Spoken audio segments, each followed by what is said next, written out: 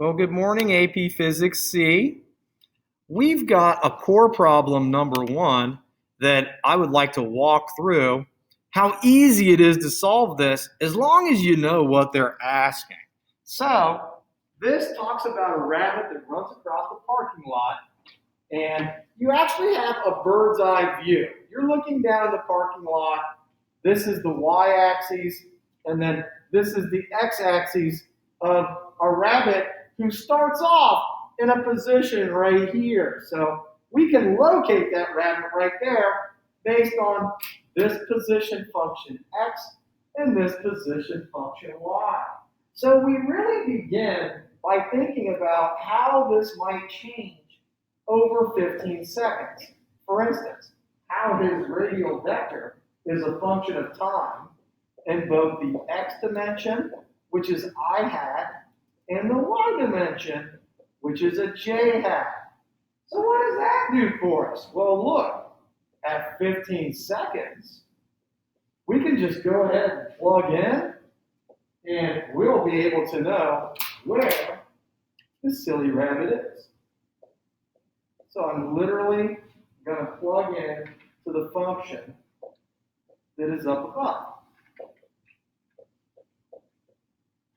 And then I'll add 28 to that number. That gives me an x of 66 meters. And I'm going to do the exact same thing with that y function. I'm going to put in the variables that they give me. I'm going to input the time function for that. Pardon me as I make my way through this. And then we end up with negative 57 meters for the y. So what that does is that establishes our radial vector of 66 in the I hat and negative 57 meters. And I'm going to close that in too for our j hat. But guess what? That's not exactly where it is. Where it is, we actually have to identify it as an x squared plus y squared. So you've got to input those values so that you can come up with 87 meters. Here's your answer, people. You're not done here.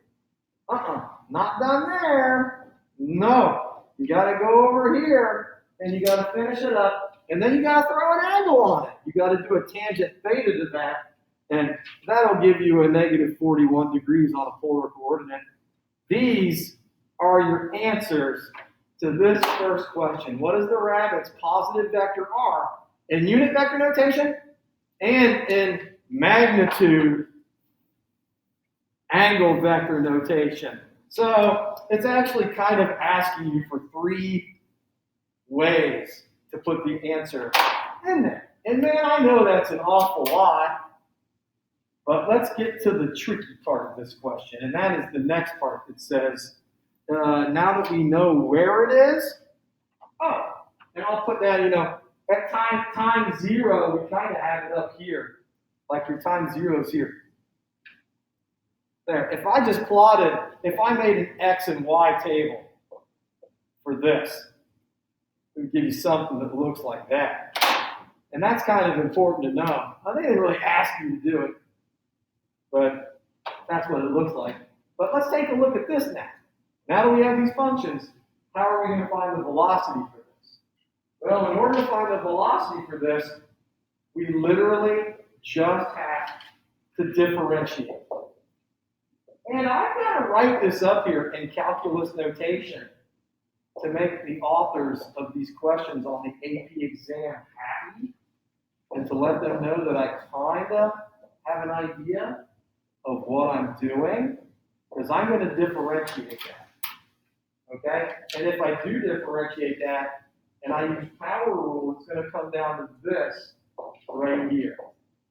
And then I'll do the same thing for the y.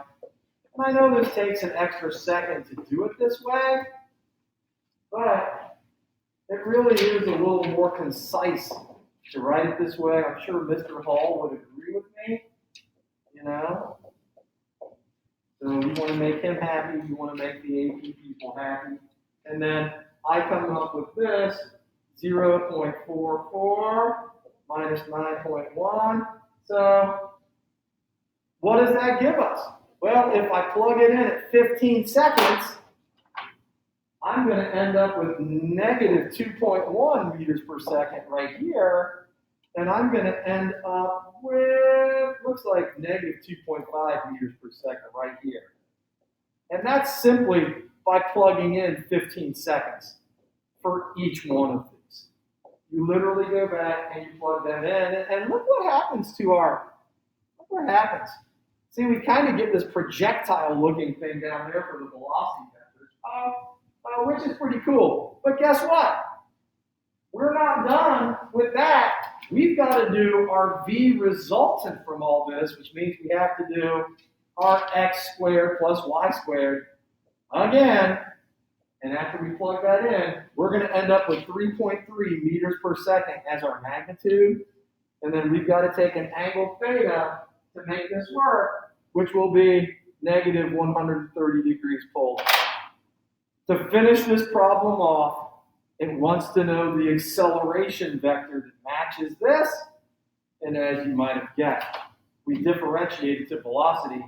We will simply differentiate one more time to get to our acceleration. And so, we're going to use the correct nomenclature right here, again, to make this happen. And, we got negative 0.62t plus 7.2. And then, that is just going to walk us down the path to go to negative 0.62 meters per second squared. And the x, I'm going to skip the nomenclature for this because I think we've got that down for the sake of this Castify that I'm doing. That's 0.44 meters per second squared. Hey, that's awesome. I'm done, right? Well, that depends.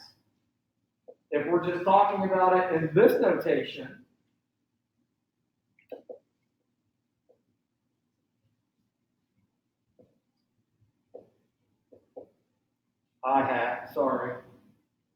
plus 0.44 meters per second squared. Put that in there, and then we'll j-hat that. Yeah, it looks like you're done, but we've got to go back to x squared plus y squared, and that's going to get us 0.76 meters per second squared. Every time you do resultants and they're asking for the angles, you just got to make sure you get her done. This is actually in your book that you have, and this problem starts on page 60 if you want to go back and take a look at how I built this problem. Thanks for hanging in there, gang. Hopefully you learned something.